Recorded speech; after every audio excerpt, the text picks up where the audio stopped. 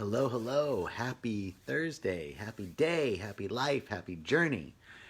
So grateful to be here with you today, and super grateful to be talking about integration and embodiment.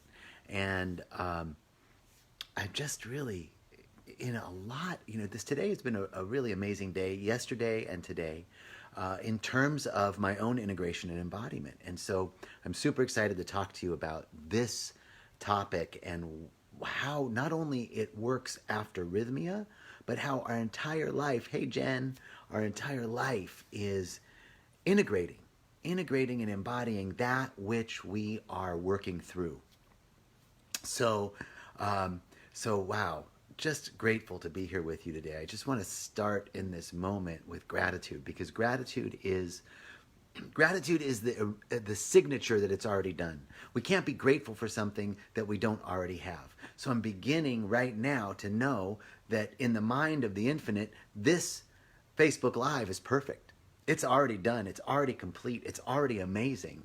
So I'm saying that it's good and very good, that our time together today is fruitful, that there's insights and downloads and revelations that come, and that we are open and available to more good. Hey, Alyssa, open and available to more insight, more revelation, more direct communication with the intuitive, infinite wisdom that's already within us.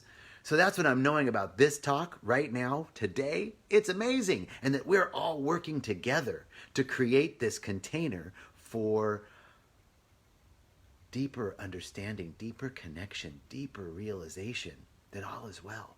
So this talk is about integration and embodiment. I talked, the last 4 weeks we've been talking about life structures. So I want to encourage you to go back to YouTube or go to the Facebook channel, Facebook page for Rythmia, and click videos and go back over the last 4 weeks and look at life structures, the 4 talks on life structures, because those life structures are key to our integration and embodiment that we're going to be talking about today.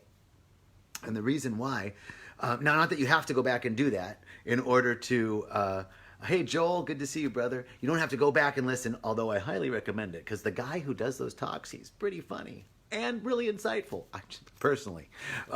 So, hey Jody, so great to have you all here. And Jody's asking about information on plant medicine with addiction. So this is all perfect, because I want to address that really quickly, and then we'll go back to the integration and embodiment piece. So how does plant medicine work with, hey David, how does plant medicine work with addiction, right? Well, what we've seen in the medicine at Rythmia is that all addiction, all disorder, all disease, all unhappiness, all illness stems from our split, stems from this sense that we're not enough. So the intention here is to say, at some point in our childhood, between the ages of 0 to 5, something happened and we split away from ourselves. That something that happened is by design. It's by design, and it is on purpose. And that thing could be benign. It could be that I didn't get fed on time. I didn't get held when I cried. Or it could be something traumatic, like abuse of some sort. Whatever it is on that spectrum, we as children are very self-centered. And so when something happens, I didn't get fed on time, it must be because who I'm being isn't good enough. And so I've got to become something else. I've got to become something different in order to get my needs met. And who do I become? I become the jock. I become the smart guy. I become the class clown. I become the slut. I become the drug addict. I become the hero. I become the person, the problem solver. I become the cool person under pressure. Whatever it is that we think we need to become in order to get our needs met, in order to be accepted, in order to find fulfillment, because who we fundamentally believe we are isn't enough because it didn't get our needs met at that point. And then we live our lives split. We live our lives apart from ourselves, thinking that we need to live this lie. And then at some point in our lives, it doesn't work anymore. And we've all had that experience. Like, I used to be really excited about going out with my friends. Now I'm not. I used to really love doing X, Y, or Z. Now I don't. This used to bring me joy. It doesn't anymore. Life just doesn't seem as exciting as it used to be. I've just lost that zest for life. Those are indications that we're split. Other indications that we're split are like, we say blah, blah, blah. Like the faces change, but the song remains the same, right? Like it's my 15th boyfriend or girlfriend and they're all fucked up. Guess what? There's one thing in common in all those situations. Or this is my 10th job and I can never find a boss that understands me. My coworkers are always against me, right? So the song remains the same, but the faces change. That is an indication. You might be split. You could be split if blah, blah, blah is that like life just is kind of a blah, blah, blah. It's not as meaningful as it used to be. These are all indications that we've been living a lie and now we're up against that lie and we are tired of it. We're ready for something new. So to answer your question about addiction, right? Addiction is in essence searching outside ourselves to numb ourselves from something that we don't want to deal with, something that we don't want to see. It's fundamentally trying to fill that void that it comes from our lack of wholeness, our lack of a sense of wholeness, our sense that we're not enough. So we're trying to fill it, and that addiction can be drugs, it can be sex, it can be shopping, it can be food, it can be anything that keeps me from being present in the moment to what's going on, to what's so. So how does plant medicine help with addiction? It helps with addiction because we return to a state of wholeness. We see who we've become as a result of that split. And in seeing what that lie is that I've been telling myself, I've got to be the class clown in order to be loved. Then, hey, cuz, great to see you. Then once I see that keystone lie about myself, then I can return to a state of wholeness. So seeing who I've become is the act of merging with my soul. Merging with my soul is merging to a state of wholeness. And from a state of wholeness, then I heal. I heal my heart. I heal the relationships. I forgive the unforgivable. And so to answer your question, how does plant medicine work with addiction? It's because it returns us to a state of wholeness. And we say that plant medicine done wrong answers every question. So plant medicine done wrong is going to tell you why you're addicted, to tell you why that you're on your 10th relationship and it's always the same, and why your job doesn't work. It's going to tell you where you should be and what you should do. That's plant medicine done wrong. Because plant medicine done right eliminates the questions. When we come to a state of wholeness, then I just know this is the right person for me. I'm in the right place right now. There's no place else I want to be. No, I'm working through something, and I'm coming at it from a place of wholeness. So I don't need to reach out for something outside of me in order to fulfill myself. So plant medicine done right eliminates the questions. So how does this now, so thank you for that question. It was great. And I'm looking back through here. Let me just see Jody. She agrees, as I found that during her meditations and journaling, suppressing past hurts, everything I say is truth. That's true. You're right. Everything I say is the truth. No, thank you, Jody. And yes, what you're doing, meditation and journaling, is part of it's part of integration. So integration and embodiment is a key factor, not only in post-journey, after your plant medicine journey, but it's a key factor in everything in life. Like we experience things and we've got to integrate, right? So when we move out of the cycles of survival and adaptation, right? Many people around the world are living in survival and adaptation. I'm trying to find my food, my water, take care of my family, a place to live. Like there's lots of people in the world that are living in this cycle of survival and adaptation, literally trying to survive. There are other people that are living in cycles of survival and adaptation that are more around our insights, more around our awarenesses. Like I talked to a lady last week at Rythmia who said, I get up every morning and I put my feet on the floor and the first thing I say is, fuck. Let me just get through this day, right? She might not be in survival and adaptation about her food and her housing, but she's in survival and adaptation about, I remember living like that. I remember like, let me just get through this day. I just got to get through this day. And usually it's because I had done bunch of drugs the night before and I was hungover. And, hey, Lloyd, how does one that suffers with claustrophobia respond to plant medicine? I fear the thought of the mask. Let me see this. Okay, great question. Lloyd, I want to get to that question, but I want to finish what I was saying regarding the idea of just survival and adaptation, right? So survival and adaptation, when I'm just trying to survive, get through the day, just try and make it through this next minute because I just want to get home and watch Netflix, whatever it is, that's living on the survival and adaptation plan.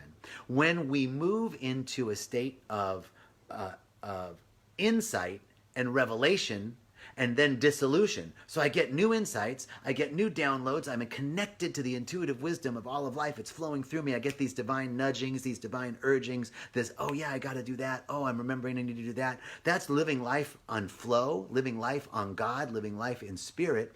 And so I'm getting insights, I'm getting revelations, I'm getting downloads, I'm getting intuitive hits. And then with those intuitive hits, something's got to dissolve. So the old has to fall away so the new can emerge. So now instead of living in survival and adaptation, I'm living in insight and revelation. This is a teaching of Reverend Michael Bernard Beckwith, so I want to acknowledge that, his brilliance. But in that stage of gaining insights, and then letting something fall away, something that no longer serves, and then allowing something new to emerge, that's where integration and embodiment hits, because we have to catch those insights and we have to integrate them into our lives and embody them. We have to take the very thing itself and bring it into our lives so that we can incorporate it. Here's the difference. The metaphor is, instead of a radar, which is what social media is, right? A radar scanning for the cues that secure our belonging, scanning for that which will make me feel whole. That's coming from a state of lack, right? And the new metaphor with insight, revelation, and embodiment is that of a gyroscope. Do you know what a gyroscope is? Gyroscope is, it was designed for space travel and for jets because it can, it's a box, and inside the box, the compass moves freely and always finds its balance. No matter how, if this jet is turning upside down or whatever, the compass is always balanced. So here with integration and embodiment, the metaphor is that of a gyroscope, right? I'm getting insights, I'm getting revelations, and no matter which way, no matter how topsy-turvy my life is, I'm able to find my center. I'm able to stay balanced and incorporate these new insights and revelations. So this is the importance of embodiment. But I'm really loving these questions, right? So let me answer Brittany's question. How is plant medicine altering your state of mind, not reaching outside yourself? I find it to be cheating. Okay, great question. All right, so here is the deal with that. So there are lots of technologies that we use in order to help us, right? Meditation is a technology. Prayer is a technology. Setting intentions is a technology. These are all ways that we find our wholeness, right? Now, I believe, and this is a great question, Brittany, I believe in pan consciousness, right? Pan consciousness. That means everything has a consciousness. Everything is aware. Everything is part of the single energy. This is from the first law of thermodynamics. Energy is neither created nor destroyed, but transferred or conveyed into different forms, right? So if everything partakes of the same universal energy, then the energy that's in the plant medicine, I'm not reaching outside of myself. That's the same energy that's in me. It's the same consciousness that's in me. And that consciousness happens to vibrate at a very high frequency. And so I am able to, when I am in relationship with the plant medicine, it's reflecting and revealing the areas within me that are seeking to be healed. So it's just a technology. It's just a way of connecting. You don't have to do plant medicine. You can get there through breath work. You can get there through meditation. You can get there through death, right? Everybody's going to get there. Everybody's going to see who they've become. Everybody's going to merge with their soul, and everybody is going to heal their heart. But why wait until you're on your deathbed? We've all seen those people that all of a sudden they're dying and they turn into the person that you wish they would have been their whole life. They revert from being that intolerant, unhappy, victim into somebody who sees the beauty in life. All of a sudden, they're reaching out to people, forgiving the unforgivable, because they're coming at a state of wholeness, right? So this is, Brittany, it's not that you're reaching outside of yourself, it's that you're using a tool. It's that you're using something that works with you. Relationships themselves, relationships with our family, relationships with our intimate partners, those are also tools and technologies that reflect and reveal back to us the areas within us that are seeking to be healed. So it's not like I have to be a rock and I can only do what? I can only use technologies to help me achieve a state of awareness, a level of consciousness that is realizing that I'm one with everything and that everything is working together for my good. And so that is why plant medicine is not necessarily reaching outside of yourself, but I'm not saying that you have to do it. It's just one very powerful tool that quickens our awakening. Now, once I receive that insight and revelation, I need to embody it.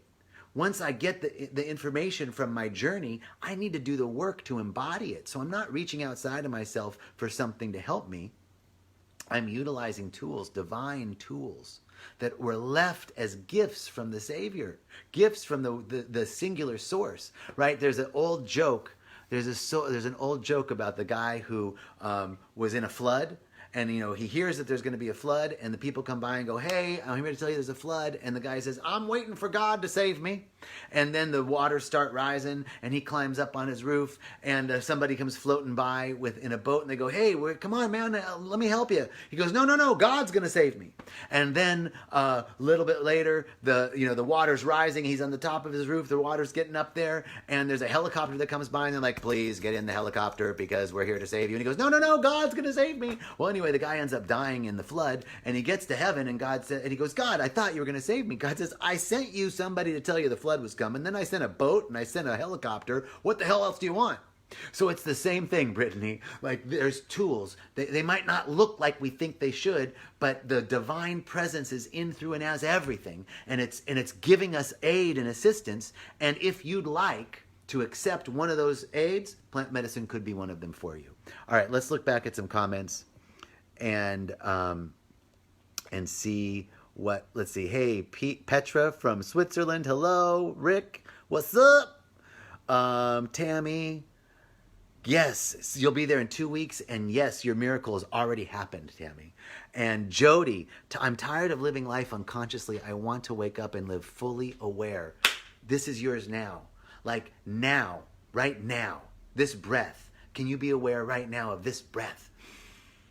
This is all it takes, right? Little by little, we become more aware. Consciousness is awareness. So your very wish, Jody, you wouldn't even be able to have that thought that you want to live consciously and live fully aware if that wasn't already in you. You can't see something that you don't have in your awareness already. So trust and believe, Jody, it's already yours. It's already yours. And the fact that you are wanting it, the fact that you are speaking it and declaring it, it's coming closer. So rest in that. Reaching inside yourself, looking through, embodiment is the missing link. I thought I was the missing link. Okay. Which is why everyone is still chasing for the next thing, temporary relief. Yes, Brittany, exclamation point. Thank you very much. That's true. Embodying that, we can get all the insights and revelations that we want.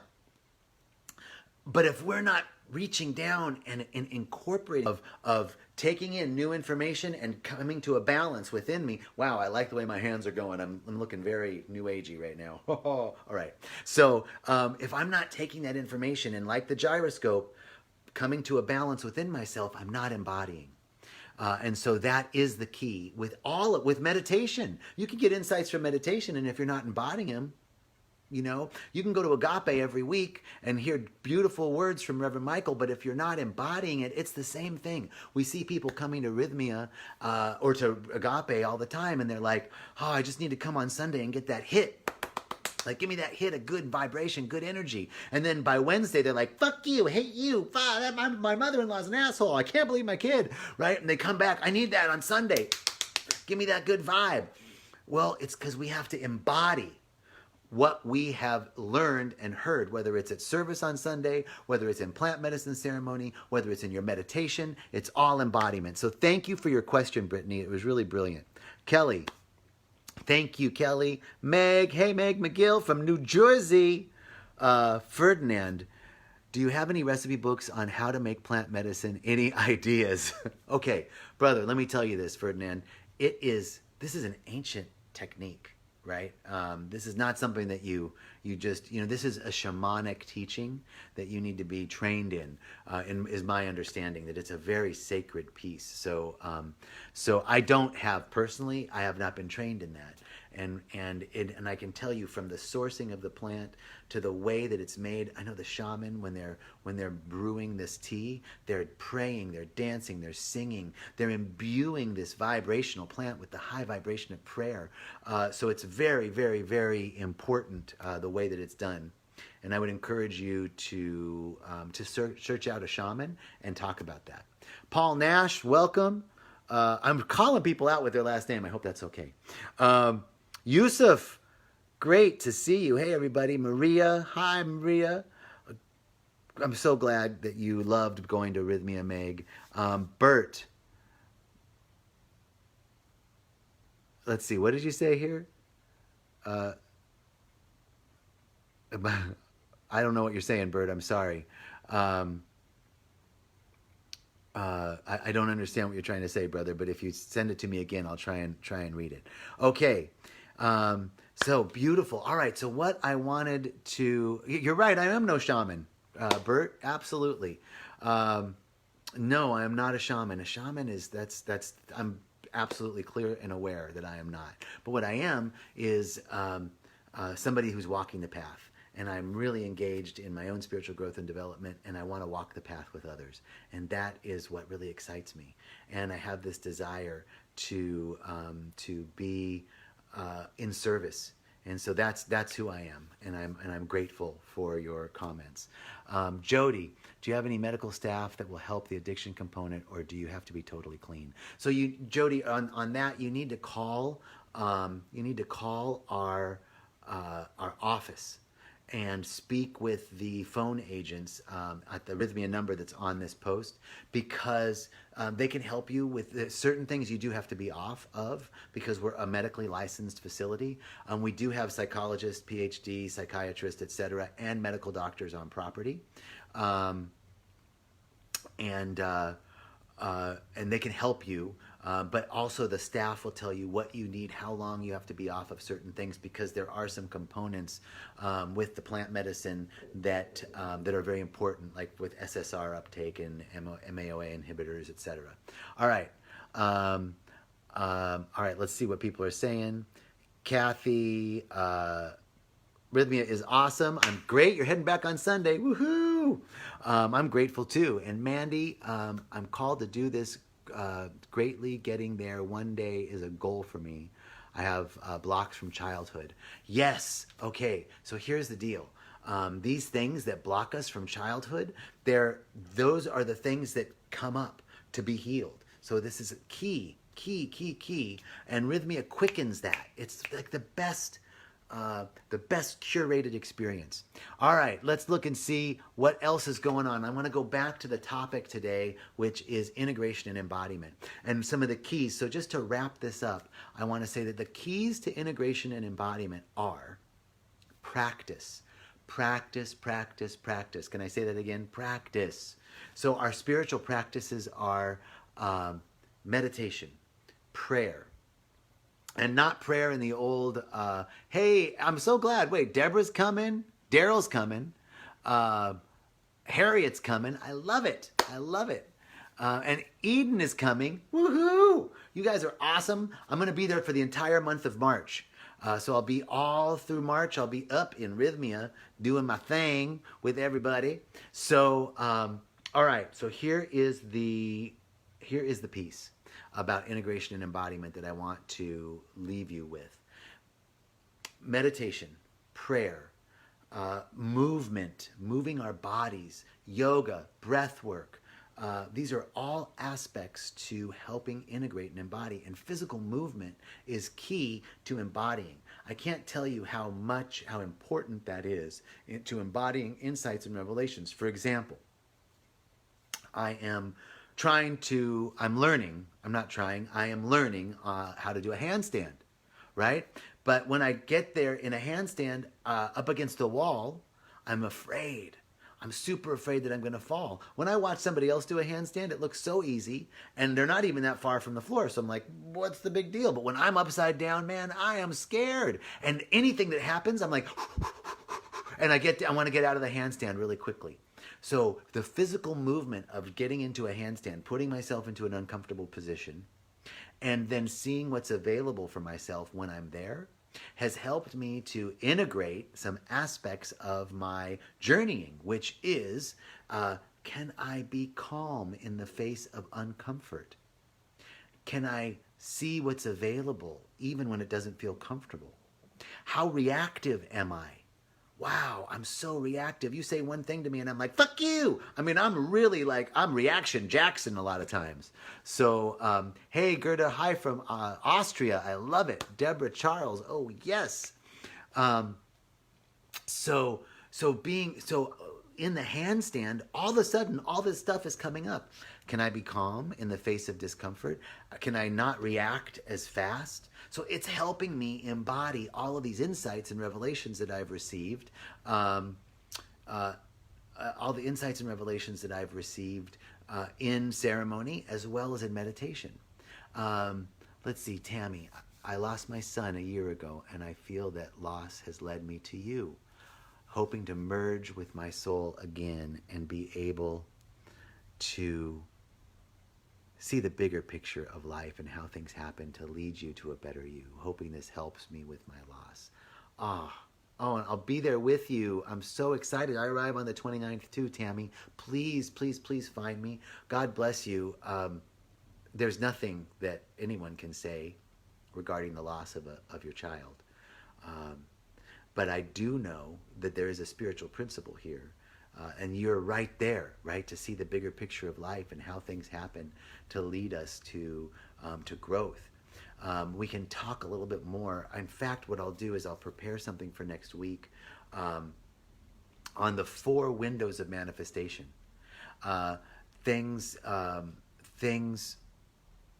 manifest for the Job factor, right?